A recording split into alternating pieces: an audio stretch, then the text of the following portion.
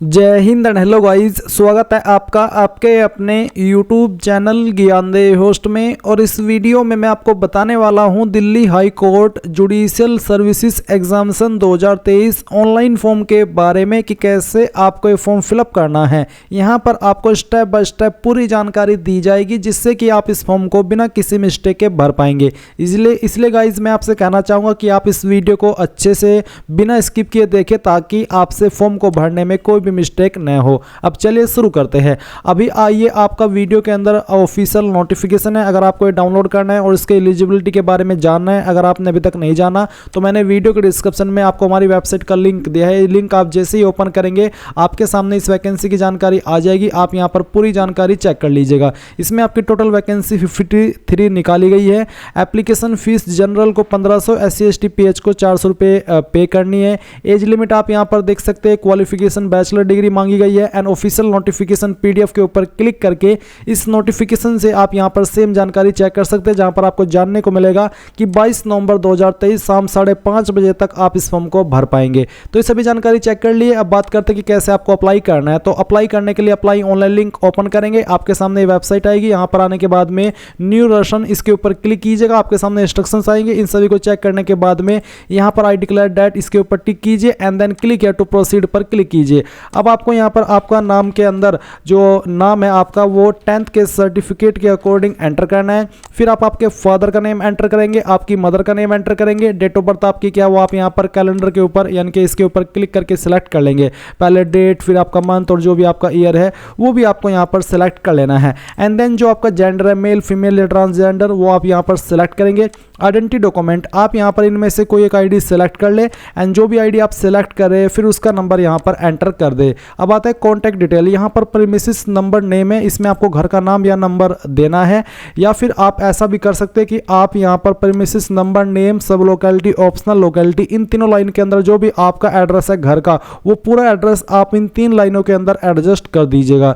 इसके बाद में यहाँ पर कंट्री आप अपनी इंडिया सेलेक्ट करेंगे। स्टेट आपकी जो है वो स्टेट आप यहाँ पर सेलेक्ट कर लीजिए। डिस्ट्रिक्ट आपकी कौन सी है डिस्ट्रिक्ट सेलेक्ट कीजिए। आपका जो पिन कोड है वो भी आप यहाँ पर डाल दीजिए। फिर आप अपना ईमेल एड्रेस एंटर करेंगे, उसको दोबारा डाल करके वेरीफाई करेंगे। अपना मोबाइल नंबर देंगे, नंबर को दोबारा डाल करके वेरीफाई करेंगे। कोई अन्य नंबर देना चाहते तो अल्टरनेट कॉन्टैक्ट नंबर के अंदर दे सकते हैं, नहीं तो आप इसको चाहे तो खाली भी छोड़ सकते हैं। फिर आता है परमानेंट एड्रेस और साथ ही सेम एज प्रेजेंट एड्रेस, यानी कि अगर आपका परमानेंट और प्रेजेंट एड्रेस सेम है तो आप इसके ऊपर टिक कर दीजिएगा, अगर अलग है तो अनटिक करके अलग से भर दीजिएगा। फिर आप यहाँ पर एक पासवर्ड बनाएंगे, उस पासवर्ड को दोबारा डाल करके वेरीफाई करेंगे। पासवर्ड आपका कैसा हो उसका एक एग्जाम्पल आप यहाँ पर देख लीजिए। पासवर्ड के अंदर इंग्लिश का कैपिटल लेटर कम से कम 1 और स्मॉल लेटर भी कम से कम 1, ज़्यादा कितने भी रख सकते हैं, और स्पेशल कैरेक्टर और साथ ही डिजिट इस तरह का कुछ रहना चाहिए। तो इस तरह का पासवर्ड आप बनाएंगे, उसको दोबारा डाल करके वेरीफाई कर देंगे। एक सिक्योरिटी क्वेश्चन आप यहां पर सिलेक्ट करेंगे और उसका आंसर आपको आपकी चॉइस के अकॉर्डिंग यहां पर दे देना है। यह आंसर आपको तब काम आएगा जब आप अपना पासवर्ड भूल जाएंगे और आप उसको रिसेट करने की कोशिश करेंगे। अब ये सिक्योरिटी पिन डालिए, सभी जानकारी चेक कीजिए और सबमिट कर दीजिए। अब आपने यहाँ पर जो भी जानकारी भरी है उसका रिव्यू पेज आपके सामने आप यहाँ पर क्लोज कीजिए और ऊपर की तरफ आपको आपकी इंफॉर्मेशन देखने को मिलेगी जो आपने अभी भरी, वो आपको यहाँ पर चेक करनी है। एंड देन फिर आपको इनके ऊपर टिक करना है कि मैंने हाँ इन सभी जानकारी को चेक कर लिया और मेरे अकॉर्डिंग सभी जानकारी सही है। फिर आप आई एग्री पर क्लिक कीजिए और सबमिट एंड सेंड OTP पर क्लिक करके यहाँ से यस कर दीजिए। यस करने के बाद में आपके नंबर के ऊपर एक OTP जाएगा जो कि आपको यहाँ पर एंटर करना है। And then submit Roshan form इसके ऊपर क्लिक करना है। अब आप यहाँ पर देखेंगे कि आपके सामने कुछ ऐसा इंटरफेस आ चुका है। अभी आपको यहाँ पर अपनी ईमेल आईडी भी वेरीफाई करनी है, तो आप वेरीफाई ईमेल आईडी इसके ऊपर क्लिक कीजिए। इसके ऊपर क्लिक करने के बाद में यहाँ पर ये जो सिक्योरिटी पिन आपके सामने आ रहा है ये आप यहाँ पर एंटर करेंगे और इसको एंटर करने के बाद में सबमिट पर क्लिक करेंगे। एंड देन यहाँ पर आपकी ईमेल आईडी के ऊपर एक OTP जाएगा, वो OTP यहाँ पर डालिए, वेरीफाई कीजिए और click here to go home पर क्लिक कीजिए। ईमेल वेरिफिकेशन होने के बाद में आप यहाँ पर सेम इंटरफेस पर आएंगे। अभी आपको यहाँ पर कंप्लीट एप्लीकेशन फॉर्म इसके ऊपर क्लिक करना है। अब आपको यहाँ पर पर्सनल डिटेल पर क्लिक करना होगा जहाँ पर आपको कुछ और जानकारी भरनी है, जैसे कि are you citizen of India में आप यहाँ पर यस कर देंगे और कैटेगरी आपकी जो भी है जनरल SC ST वो आप यहाँ पर सिलेक्ट कर लेंगे। इसके बाद में गाइज आपका एक सवाल ये भी हो सकता है कि सर OBC के लिए वैकेंसी क्या नहीं है, तो यहाँ पर आप अगर OBC वाले हैं तो आप जनरल में अप्लाई करेंगे क्योंकि उनके लिए यहाँ पर वैकेंसी नहीं है, इसलिए यहाँ पर OBC का ऑप्शन आपको देखने को नहीं मिल रहा है। अब यहाँ पर आपके सामने एक सवाल है कि क्या आप एक विकलांग है और जो कि इस कैटेगरी के तहत आता है? अगर हाँ तो आप यहाँ पर यस करेंगे और नहीं तो आपको नो करना है। अगर आप बिल्कुल ठीक ठाक है तो आप यहाँ पर नो कर दीजिएगा, कोई भी आपको प्रॉब्लम नहीं होगी। इसके बाद में अगला सवाल है कि क्या are you an advocate in India or a person qualified to be admitted as an advocate under the advocate act 1961? अगर हाँ तो आपको यस करना है, नहीं तो आप यहाँ पर नो करेंगे। इसके बाद में अगला सवाल यहाँ पर आता है, are you a government employ or are you working in a bank or PSU यानी कि पब्लिक सेक्टर अंडरटेकिंग? अगर हाँ तो आप यहाँ पर यस करेंगे, नहीं तो आपको नो करना है। ये मैं आपको आपकी चॉइस के ऊपर छोड़ रहा हूँ, क्योंकि अगर आप एलिजिबल है इस सवाल के अकॉर्डिंग तो यस करिएगा, नहीं तो आपको नो करना है। फिर आता है, are you an ex serviceman? क्या आप एक्स सर्विसमैन है? अगर हाँ तो यस, नहीं तो आप नो कीजिए। फिर any relation in legal profession? क्या आपका कोई रिलेशन है लीगल प्रोफेशन में? अगर हाँ तो यस, नहीं तो आप नो कीजिए। अगर आप यहाँ पर जैसे कि यस करते तो फिर आता है details of relation except name, नाम को छोड़ करके बाकी आपको रिलेशन की डिटेल यहाँ पर देनी होगी। अगर नहीं है तो आप नो करेंगे। फिर एक और सवाल है कि have you ever appeared in DJSC earlier? यानी कि क्या आपने जो आपका ये एग्जाम है इसमें पहले भी अपीयर किया है? If yes in which year? यानी कि अगर आप यस करते तो आपको यहाँ पर किस ईयर के अंदर किया है वो आपको बताना है। Year and stage qualified for the exam? अगर नहीं किया तो आप यहाँ पर नो करेंगे। इसके बाद do you have different name in any of your documents? क्या आपके जो डॉक्यूमेंट्स है उनमें अलग नाम है? किसी भी डॉक्यूमेंट है जो नाम आप फॉर्म के अंदर भरे वो, या फिर जो नाम आपका किसी एक डॉक्यूमेंट में है और वो दूसरे डॉक्यूमेंट में सेम नहीं है, कुछ स्पेलिंग अलग है, तो फिर आप यहाँ पर यस करेंगे, नहीं तो आपको नो करना है। अगर बिल्कुल हर डॉक्यूमेंट में एक ही है तो फिर आप नो कर दीजिएगा। Knowledge of languages other than English? तो इंग्लिश के अलावा कौन कौन सी लैंग्वेज आपको आती है वो आप यहाँ पर लिख सकते हैं, जैसे कि हिंदी, या फिर आपको कोई स्टेट लैंग्वेज लोकल लैंग्वेज आती है वो आप यहाँ पर मेंशन कर दीजिएगा। पहले ऑफ बर्थ आपको बताना कि कहाँ पर आपका जन्म हुआ है, एंड देन फिर यहाँ पर आपको ये है वैक्सीनेशन स्टेशन, फुल्ली वैक्सीनेटेड या फिर पार्सली वैक्सीनेटेड, वो आपको यहाँ पर बताना है। सिक्योरिटी पे डालना है और सेव एंड नेक्स्ट के ऊपर क्लिक करना है। अब आपके सामने सवाल है कि क्या आपके पास आधार नंबर है? अगर हाँ तो यस, और इसके बाद में फिर आप सबमिट करेंगे और यहाँ से ओके करेंगे। ओके करने के बाद में 3 सवाल आपके सामने है, सवाल कह लीजिए या फिर विकल्प कह लीजिए। पहला विकल्प है कि जो मेरी इन्फॉर्मेशन फॉर्म के अंदर है वो और जो आपकी आधार कार्ड के अंदर है वो आपकी एक जैसी है, तो आप यहाँ पर पहले जो ऑप्शन है इसके ऊपर टिक करेंगे और आप ये अनुमति दे रहे हैं कि आपकी जानकारी वहां से फैच की जाए या फिर मिलान की जाए। दूसरा है कि आधार कार्ड पर मेरी जानकारी वह नहीं है जो कि मैं आवेदन पत्र में भर रहा हूं या फिर भरी गई है, तो फिर आप सेकंड ऑप्शन टिक करेंगे। एंड अगर आपको अपना आधार नंबर शेयर ही नहीं करना तो आप तीसरा ऑप्शन भी टिक कर सकते हैं। तो आपकी चॉइस के अकॉर्डिंग है कि क्या आप इसमें टिक करना चाहते हैं। अब अगर आप पहले वाला ऑप्शन सेलेक्ट करते तो आपको आधार नंबर देना है, उसको दोबारा डाल करके वेरीफाई करना है। ये सिक्योरिटी जो यहाँ पर पिन है वो डालने के बाद आप सबमिट एंड नेक्स्ट के ऊपर क्लिक करेंगे। अब आपके सामने यहाँ पर एक और ऑप्शन आता है जो कि अप्लाई फॉर, तो आपको name of the post civil जज देखने को मिल रही है। अब आपसे सवाल पूछा है, do you have knowledge of computer application? Computer application यानी कि कंप्यूटर यूज आपको करना आता है अच्छे से? अगर हाँ तो यस कीजिए। इसके बाद में यहाँ पर आता है state if you have taken training in the subject with details, यानी कि यहाँ पर आपको बताना है कि क्या आपने इसकी ट्रेनिंग ली है, तो आपको यहाँ पर उसकी डिटेल देनी है। जैसे कि अगर आपने CCC किया या फिर कोई कंप्यूटर कोर्स किया है तो वो आप यहाँ पर मेंशन कर दीजिएगा। इसके बाद में गाइस आता है पार्टिकुलर्स और of prizes medals scholarship ETC if any obtained give detail. अगर आपने कोई पार्टिकुलर प्राइजेस मेडल प्राप्त किया है, स्कॉलरशिप प्राप्त की है, तो आप उसकी डिटेल यहाँ पर एंटर करेंगे। फिर आता है अगला पार्टिकुलर्स ऑफ स्पोर्ट्स, अगर आपने कोई स्पोर्ट्स खेला है तो आपको इसकी डिटेल्स यहाँ पर देनी है। एनी अदर इन्फॉर्मेशन कोई है तो वो आप यहाँ पर देंगे। Details of important cases handle, जो आपने इंपॉर्टेंट केस हैंडल किए हैं अभी तक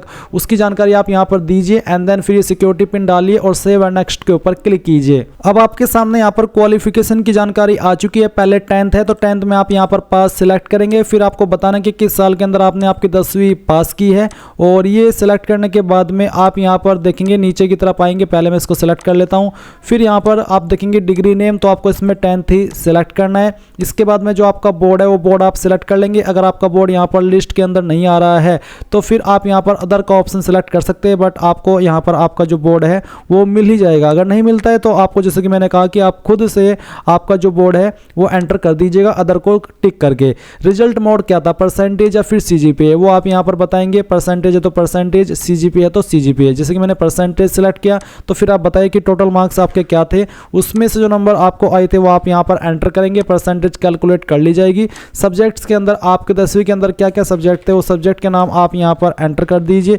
एक एक करके सभी सब्जेक्ट के नाम यहाँ पर आप लिख दीजिएगा। 5 हो तो 5, 6 हो तो 6। इसके बाद 12वीं की जानकारी में आपको सेम तरीके से पास स्टेटस बताना है, किस साल के अंदर 12वीं पास की है वो आपको यहाँ पर साल सेलेक्ट कर लेना है। डिग्री नेम में 12 सेलेक्ट कर लेंगे, आपका जो बोर्ड है वो आपको यहाँ पर सेलेक्ट कर लेना है सेम वे में जैसे कि अभी आपने 10th की जानकारी भरी है।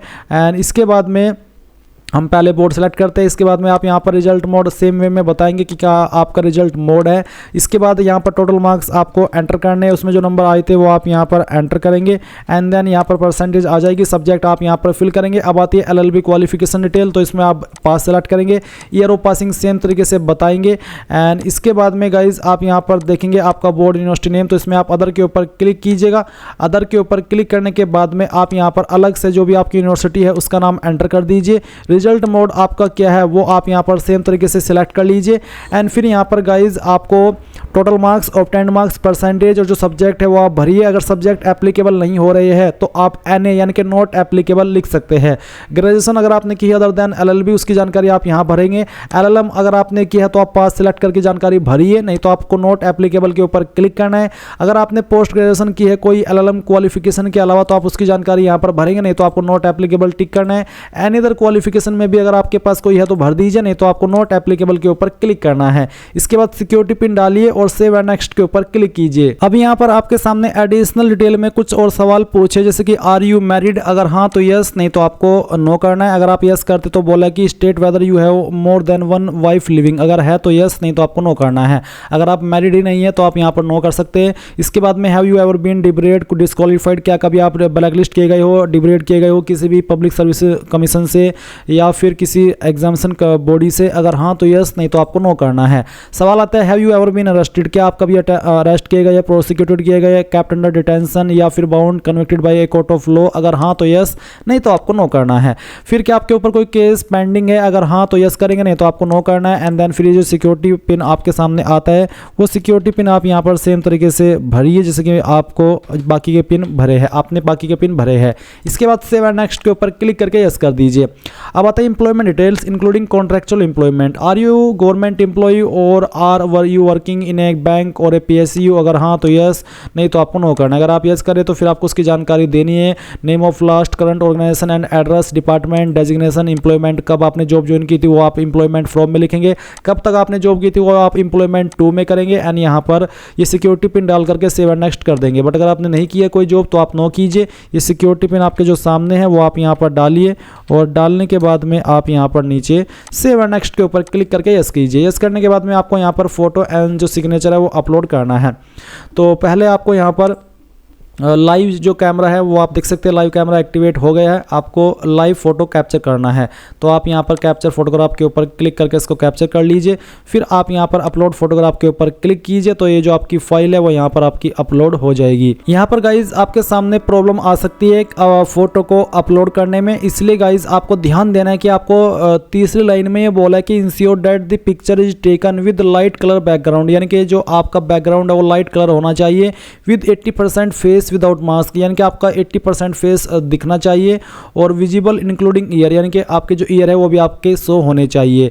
और इसके बाद में बोला है the picture should be taken under proper lighting if required adjust the device brightness using system setting, यानी कि आपको ब्राइटनेस को अच्छे से करके एडजस्ट इसको लेना है। तो यहाँ पर गाइज मैंने फाइल को सिलेक्ट कर लिया और यहाँ पर देख सकते हैं इमेज अपलोड भी हो चुका है। अभी मैं यहाँ पर सेव एंड नेक्स्ट के ऊपर क्लिक करता हूँ। इसके ऊपर क्लिक करने के बाद में अब आपको यहाँ पर normal photo and sign upload करना है, जिसका साइज फोटो का 10 से 50 KB और सिग्नेचर का भी 10 से 50 KB ही 4 से 50 KB रखा है। फॉर्मेट JPG का रहेगा। तो चूज फाइल के ऊपर क्लिक कीजिएगा, जहां पर भी आपकी फोटो फाइल है वो आपको सिलेक्ट करनी है एंड यहाँ से ओपन करनी है।